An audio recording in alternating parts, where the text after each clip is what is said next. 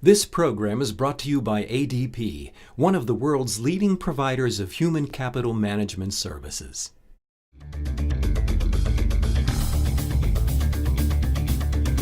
was hit by a roadside bomb in Baghdad, Iraq. We came around a corner and drove straight into an ambush. RPGs came through the front of my vehicle, went right through my shoulder. I fell over 35 feet. That ended my career. I had a choice to make that day. I was either going to succumb and let that accident determine the course of the rest of my life, or I was going to overcome. I basically woke up, learned that I had lost my right arm, and really thought at that point my career was over. I had an opportunity to watch one warrior who had just been given his prosthetic legs and was literally trying to take his first steps with his legs. And I remember, seeing his family and his kids. They were cheering him on, "Go, Daddy, go!" And you could just tell by the look on his face that what he was trying to do wasn't easy, but it was, he was determined. And I think, for me, that was really a turning point in my recovery. Sometimes you have some real tough things that are in your memory. You have to learn to live with that. You've got to start fitting back into society. And that's why I think it's so important to get involved with some organizations, because that gives you an opportunity to make friends with a new group of people, just like it was when you reported to a new unit. You had to learn to fit in that new unit. You had to get acquainted with the people you worked with.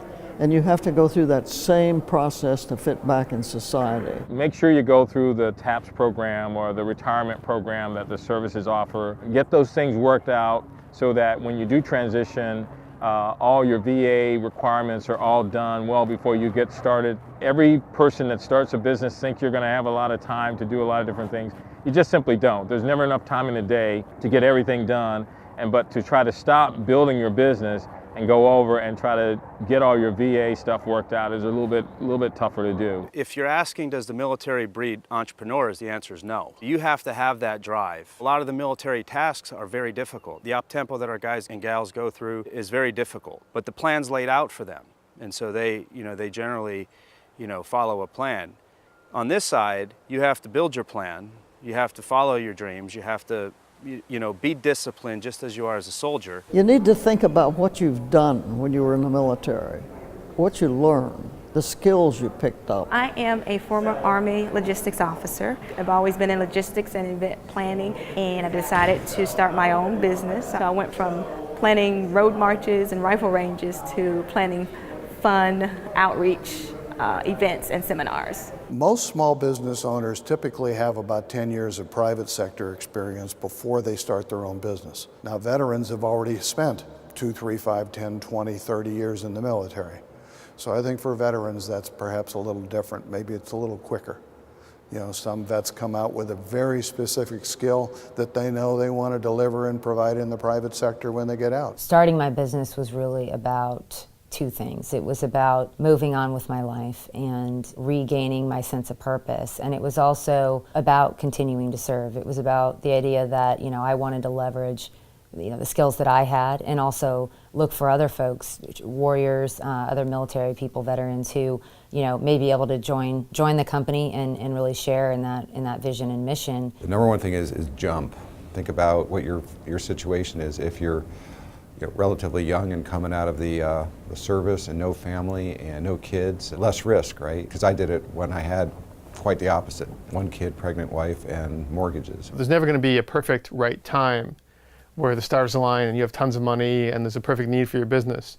You have to just go for it. And ideally, you have all the money you need to get started, and then you have 6 months extra beyond that in the bank to cover the first 6 months operating expenses. And it wasn't the case for me. I started my company with a loan from a Navy buddy of mine. These returning veterans, they got to count on the seasoned vets like myself to tap onto the resources, and don't be afraid to ask an older guy, "Hey Ed, hey Chief, can you help me?" Absolutely, we will help you. But if you don't ask, we can't help. Find out what resources are out there that's available. The resources are there, you just have to find out which ones are going to help you start the type of business that you want to start. Go talk to your local SBA district office or your local small business development center or a SCORE volunteer or one of the many Veterans Business Outreach Centers around the country. There's tons of help. Veterans have a tendency not to ask for that help. They're very independent. If you seek the help that's there, it's there to help guide you. It won't do the work for you, but it will help guide you. And if you do that well, it will accelerate many of the things you need to learn about how bureaucracies work, what is available, what's the job market really look like, should I buy a franchise? I'm thinking about financing, I may need to buy a home on the GI Bill, how does that work? It'll save you a lot of time, a lot of heartache, a lot of headache, and hopefully minimize the mistakes you make, because you're going to make mistakes. The Department of Veteran Affairs has a website where they have a wealth of information on those websites to help the veteran who is looking to become a business owner know what steps to take initially, to get to this point.